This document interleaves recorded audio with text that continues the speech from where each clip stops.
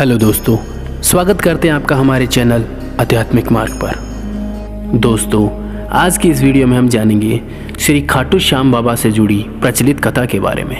कौन थे बर्बरिक और क्यों जाना जाता है उन्हें हारे के सहारे के नाम से, जानेंगे इस वीडियो में।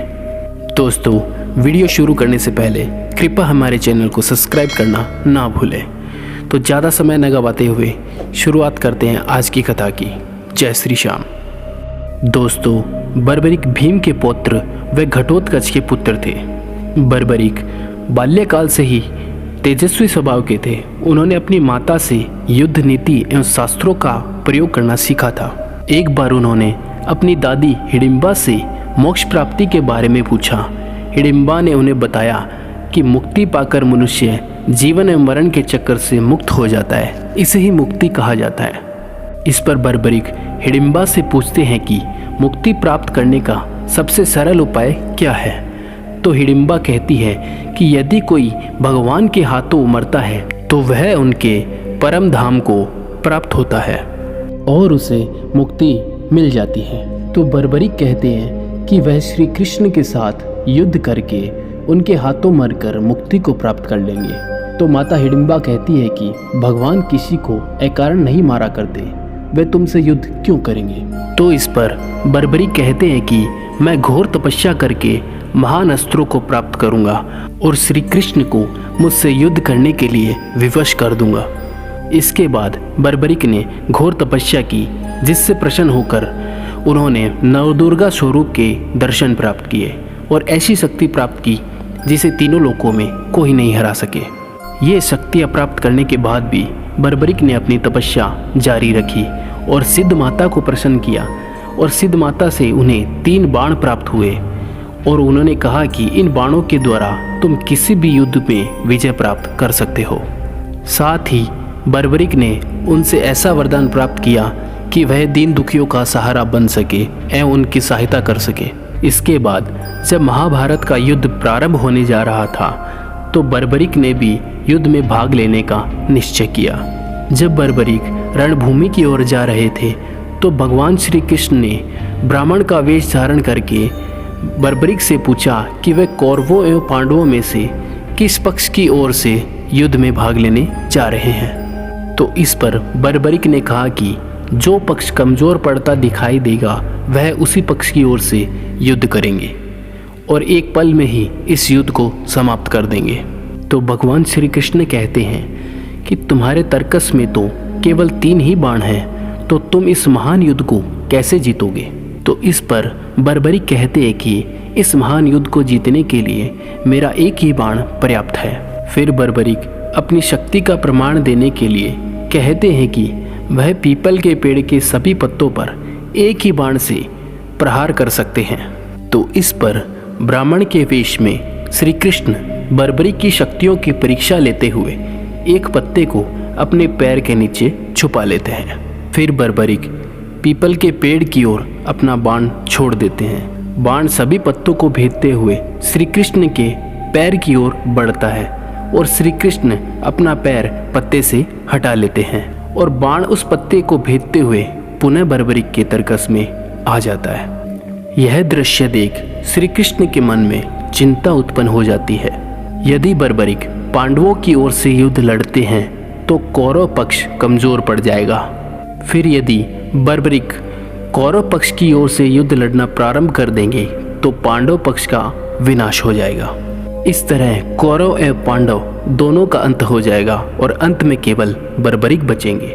इसलिए भगवान श्री कृष्ण बर्बरिक से कहते हैं कि वे उनसे कुछ दान लेना चाहते हैं। तो इस पर बर्बरिक कहते हैं कि हे ब्राह्मण देव, मैं आपकी इच्छा जरूर पूरी करूंगा, चाहे आप मेरे प्राण ही क्यों ना मांग लें। तो भगवान श्री कृष्ण बर्बरिक से कहते हैं कि वे उनसे उनके शीश का दान लेना चाहते हैं। तो बर्बरिक उनसे कहते हैं, हे ब्राह्मण देव, वे अपने शीश का दान अवश्य देंगे, परंतु आप कोई साधारण ब्राह्मण नहीं लगते हैं, अतः कृपा करके अपने वास्तविक स्वरूप का मुझे दर्शन दे। फिर भगवान श्री कृष्ण बर्बरिक को अपने वास्तविक स्वरूप का दर्शन देते हैं।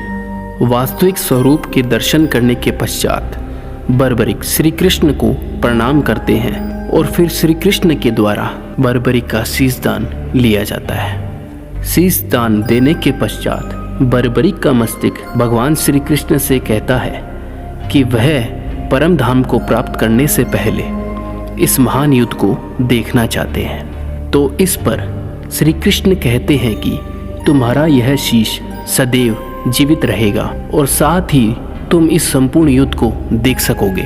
इसके पश्चात बर्बरिक के शीश को युद्ध भूमि के समीप ही एक पहाड़ी पर सुशोभित किया गया।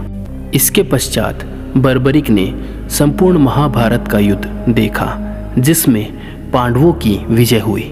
युद्ध की समाप्ति पर पांडवों में यह बहस होने लगी कि इस युद्ध की विजय का श्रेय किसको जाता है। सभी पांडव अपने आप को महान योद्धा बताते हुए कहने लगे कि इस युद्ध की विजय का श्रेय उन्हें जाता है। अतः उनमें भारी बहस होने लगी। तो इस पर श्री कृष्ण कहते हैं कि घटोत्कच पुत्र बर्बरिक ने संपूर्ण युद्ध को देखा है। अतः इस बात का निर्णय बर्बरिक ही कर सकते हैं कि कौन सबसे श्रेष्ठ है। श्री कृष्ण की यह बात सुनकर पांडव उनके साथ जाकर बर्बरिक से इस विषय में चर्चा करते हैं, इस युद्ध की विजय का श्रेय किसको जाता है। फिर पांडवों द्वारा बर्बरिक के शीश से यह पूछा जाता है कि तुमने संपूर्ण युद्ध को देखा है, अतः तुम ही इस बात का निर्णय कर सकते हो कि इस युद्ध में विजय प्राप्त करने के लिए सबसे ज़्यादा किसने महान कार्य किया है और हम में से सबसे श्रेष्ठ योद्धा कौन है। तो इस पर बर्बरिक कहते हैं कि श्री कृष्ण ने ही पांडवों को विजय दिलाने के लिए सबसे महान कार्य किया है। उन्होंने तो केवल संपूर्ण युद्ध में श्री कृष्ण के सुदर्शन चक्र को घूमते देखा है। अतः इस धर्म युद्ध को जीतने का संपूर्ण श्रेय भगवान श्री कृष्ण को ही जाता है। यह बात सुनकर पांडवों का अहंकार दूर हो जाता है और वह श्री कृष्ण से क्षमा मांगते हैं और साथ ही बर्बरिक के इस निर्णय की प्रशंसा भी करते हैं। यह सुनकर श्री कृष्ण बर्बरिक से प्रसन्न होकर उन्हें वरदान देते हैं कि कलयुग में तुम्हें मेरे ही रूप में श्याम नाम से पूजा जाएगा।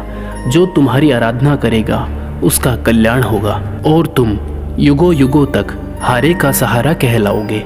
तुम कलयुग में दीन दुखियों का सहारा बनोगे और अपने भक्तों के कष्टों का निवारण करोगे। जो भी भक्त तुम्हारे दरबार में आएगा वो कभी खाली हाथ नहीं लौटेगा। और जैसे जैसे कलयुग में पाप बढ़ेगा तुम्हारे भक्तों की संख्या भी बढ़ती जाएगी।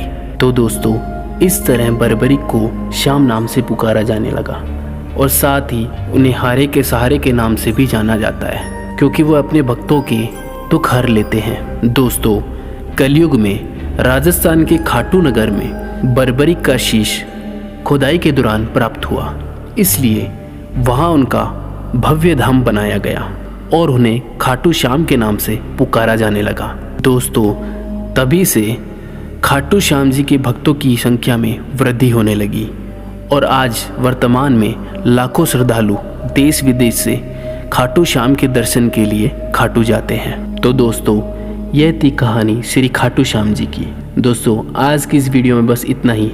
आशा करता हूँ कि आपको हमारी ये कथा पसंद आई होगी। ऐसे ही पौराणिक कथा सुनने के लिए हमारे चैनल को सब्सक्राइब करना ना भूलें और साथ ही इस वीडियो को ज़्यादा से ज़्यादा शेयर करें। जय श्री श्याम।